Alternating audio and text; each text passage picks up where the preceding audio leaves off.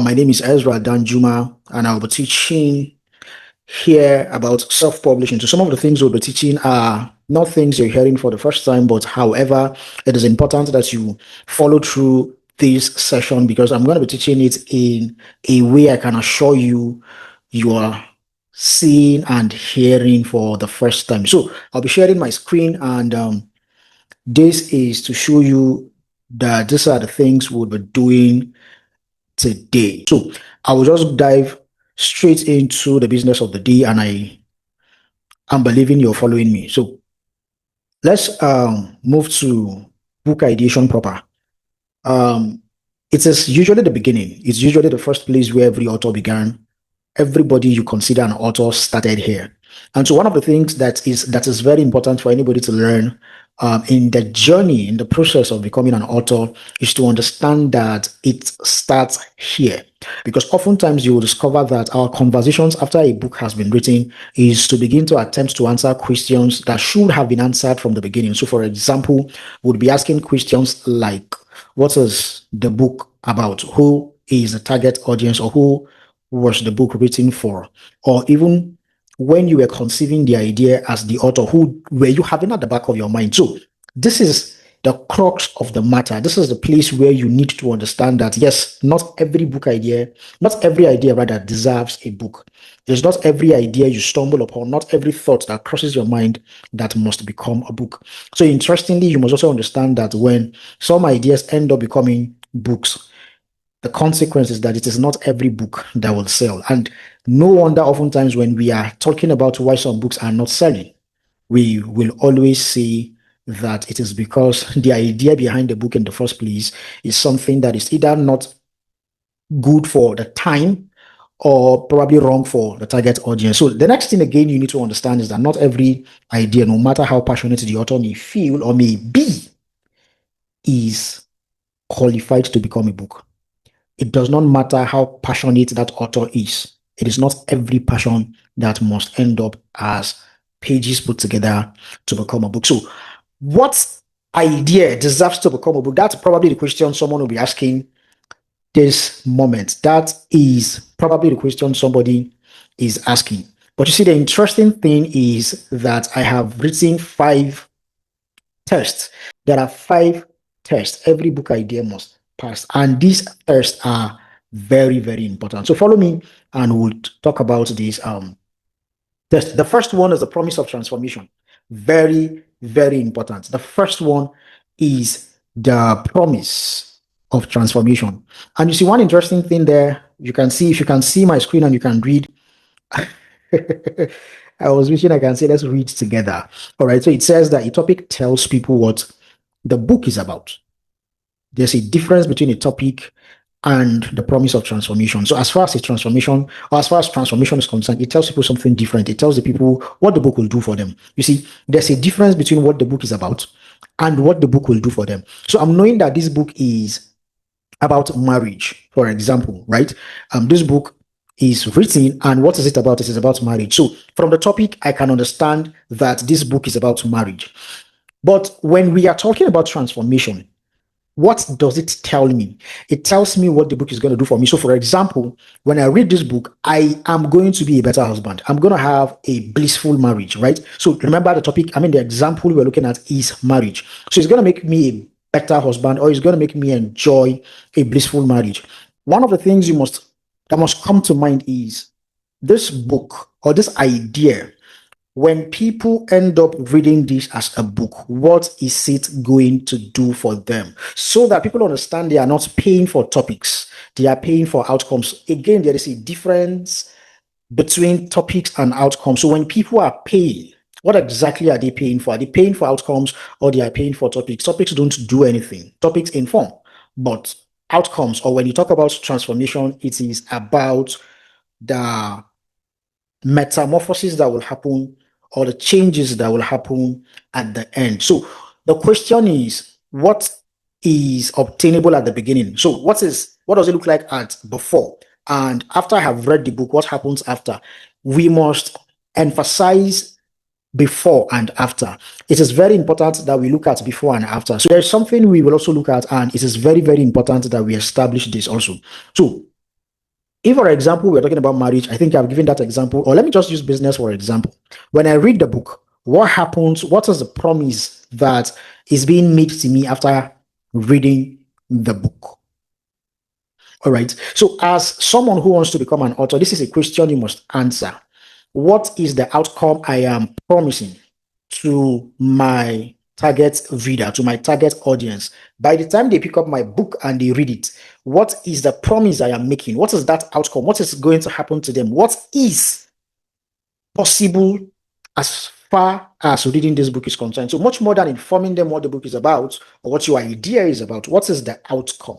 Like I said, when people are paying, what are they paying for? It is very important that these questions have been answered. So the next thing we should be talking about right now is positioning angle. And this is very, very important.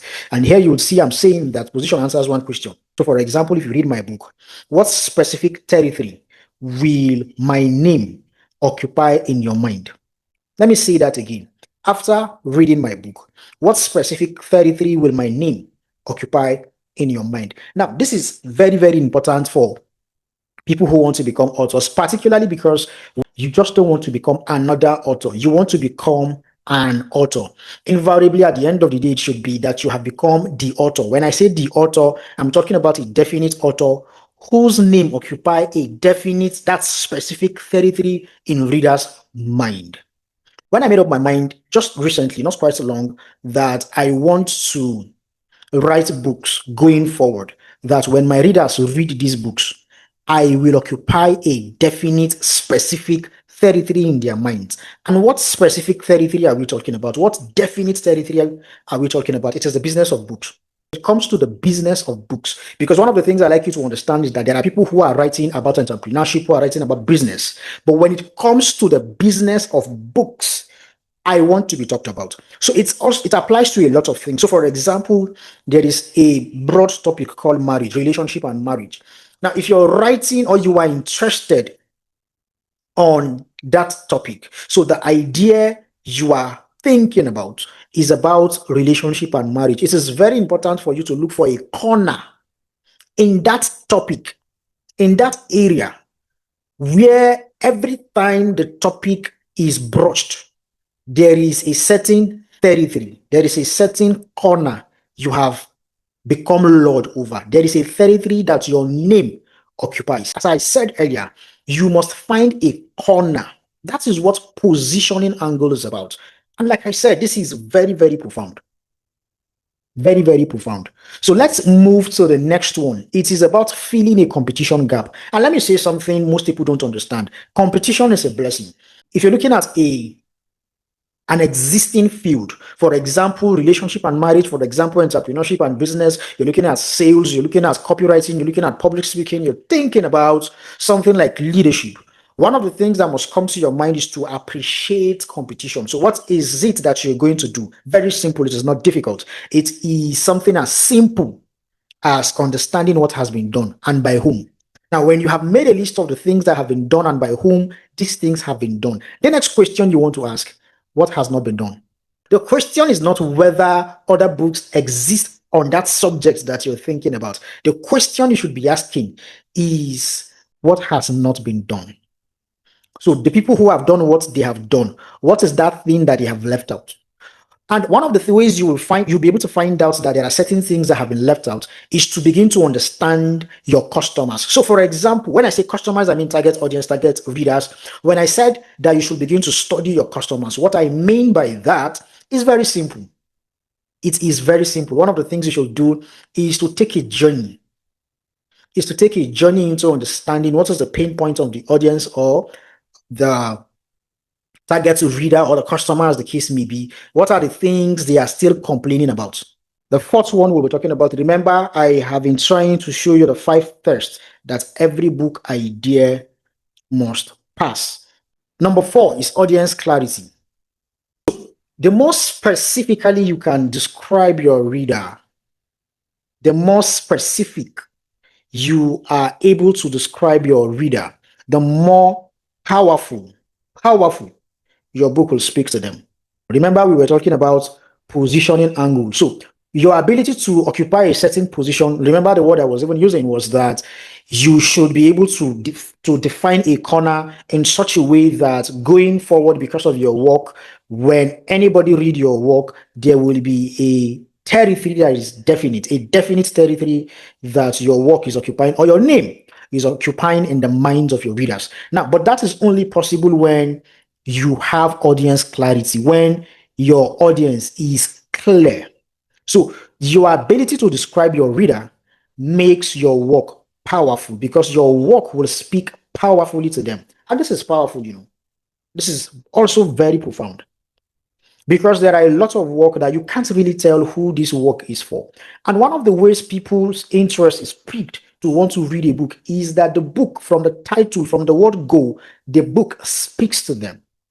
So how do you describe, or how are you able to establish the clarity required to know who your audience is? Very, very profound. Now, one of the things I like for you to understand is the example of myself. One of the things I know is that when it comes to book business, the business of books, you are talking about me. That's number one. Number two is, how do I establish my audience? It is anybody and everybody who is interested in books. People who are authors are my audience. Who are trying to sell books are my audience. And then the people who are also entrepreneurs, who are trying to use books to grow and improve their brands, are also my audience. So when it comes to the business of books, you are talking about me. So what should be talked about you? Not just talked about you, but when it comes to establishing who your audience is, having established that angle you want to establish authority and position over, how we establish your audience, because they are knitted together. How you are able to establish authority is knitted together with your audience. So there are two questions you must ask when it comes to establishing the clarity you need for your audience. Is the first, which is the obvious one: who needs the content of this book? So given what you have established as far as your idea is concerned, who needs the content of this book? The second question is, who has the capacity to pay for that book? Not everybody who needs a book has the capacity to pay for that book. Let me say that again. It is not every individual that needs a book who is in need of your idea, in need of your work, in need of your book. It is not everybody that has the capacity to pay for that book. I'll give you a simple example.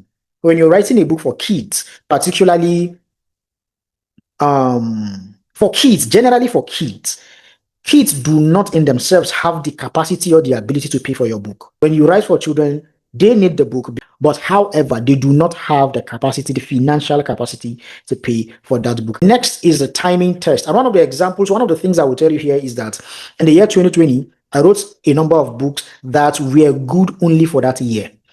Those books were good for those seasons where all of us were talking about the way we need to position ourselves for the new reality, for the new normal, for the new economy, because that season ushered us into a new level of consciousness as far as technology is concerned. So there were books I wrote on that kind of skills required on how to navigate around the consciousness of the new economy that COVID and the stay at home and everything that happened in 2020 ushered us into. So you see, that book in itself, the idea that became books at the time, were wrapped around the knowing that there is a test that book must pass, and it is a timing test. This is 2026, 6 years after COVID. You do not expect me to be trying to sell those books 6 years later.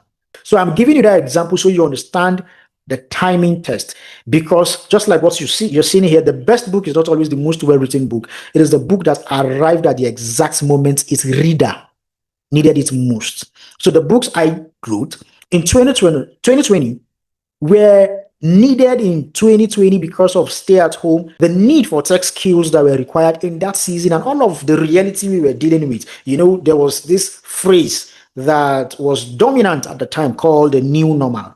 All right, so I have said all of this so you understand that when it comes to ideation, these are the 5 tests that your idea must pass to become a book. All right, so let's see a summary of what we have already done. So the first one is the promise of transformation. The second is positioning angle. The third is looking at the competition gap. And then fourth is audience clarity. And then finally, the timing test. So from here, we're going to move to the next layer of our conversation, and this is book documentation. And I said something very profound here. I said great books are not written from memory. Great books are not written from memory. They are built from documented thoughts. Let me say that again. Great books are not written from memory. They are built from documented thoughts. And this is why we are talking about documentation, because great books, as far as documented thoughts are concerned, emanate from conversations during long walks. Because conversations, it could just be conversations with friends. And then sometimes when you're alone during long walks, your mind is juggling between a lot of things, and you can have fresh perspectives to things and some authentic thoughts when you're having long walks. And then sometimes we find some great ideas from our journals. And then again from the page of our notebooks, and then more importantly in voice notes recorded while driving, because sometimes some thoughts will just come and then we record them perhaps during driving. So one of the things you need to understand is that documentation is sourced mainly from most of these things. So they are not usually from memory, they are from documented thoughts. Let me walk you through the process of book documentation. Now, the first and one important thing that must come to mind is that you must empty your thoughts. You must empty your thoughts. What does empty your thoughts means? This is also very, very profound, because usually a lot of things will be in your mind. There are a lot of things in your mind. So one of the things you want to do is to empty your thoughts. There are a lot of things in your mind, and it is very, very profound for you to empty them. This can be stories. This can be questions. In fact, we're going to get to questions, but when you're emptying your mind, there are questions that you already have that you have not figured out, right? You're just emptying your mind. There are things you are questioning, right? There are stories in your mind. There are certain examples that are in your mind. There are some random observations in your mind. There are just a lot of things that are buried in your mind. So you have to come to this point where you look at conversations, you look at arguments, you look at questions, you look at random observations, even stories and examples that are in your mind. Questions that you have had or carried in your mind that you've not been able to find answers to. At this stage, it is important, very, very important for you to empty your mind. And what you're doing is you're just writing. You're just writing. Listen to me. At this point, what is important is quantity, not quality. And this is very profound. Next thing we are talking about is teaming. You will team the things you have written. So, you have a lot of things that you have poured out. Everything must be grouped. That's what teaming is about, like creating teams. So there is something called teaming. So it basically means you're grouping everything, because you have scattered ideas. All of the things you were trying to get off your mind, you were putting them down. There was no organization. Remember, I mentioned at the time, I said what you must be interested in at this point is quantity. You're trying to get off everything, as many things as possible that are right in your mind. You're trying to get them off. You want to put down as many things as possible. Remember, I said questions, conversations, a lot of things that are on your mind. Get them out and then begin to group them. This is how you shift this to this side, you shift this to this side, and like that. And then at the end of the day, you have ideas that are beginning to form and are beginning to make sense. And then the next thing you want to do is to ask reasonable questions, because this is the point where you want to start adding flesh to certain things. So these are the questions. This is the point where you begin to ask questions. So for example, instead of asking yourself a question like, what should I write about? You're beginning to ask yourself questions like, what would your reader want you to write about? What are the questions your readers are asking? What are the needs they are having? Remember, your ideal audience is, for example, some of the things we have said about positioning. Remember, also, for example, if you're writing on marriage and relationships, one of the things you want to ask is you put the question in such a way that it becomes a question your audience is asking, or your ideal audience, I meant the book. The next thing we want to talk about is how do you support your ideas? This is the point where if you want to embark on research, that's awesome, but you need to start looking for more ideas. This is the point where you want to tell stories. This is the point where you want to introduce statistics. Stories help us to drive our messaging. It helps our messaging. It helps us to buttress our point, to drive home the point. Oftentimes, when we are saying something, when we introduce stories, they become very relatable. They become very interesting. They have a way of making our readers feel at home, feel safe, more like a safe space where they can begin to see themselves in the story that you're sharing. Another thing I said is statistics. You want to start sharing figures based on the research. You want to start bringing numbers, and because the truth is, numbers don't lie. Numbers don't lie. So, you need to understand what has been done, studies that have been done. So, this is the point where you want to begin to introduce statistics. How about case studies? There are certain case studies you can introduce. This is just all in a bid to support your ideas. This is very important for you to do to support your ideas. How about personal research? How about personal studies? How about personal discoveries? How about personal experiences? Because other than the story of others, you can also introduce or use yourself, for example, to share your own personal experiences. They are very much valid. Very, very much valid. And then your research, analogies here and there. How about quotations?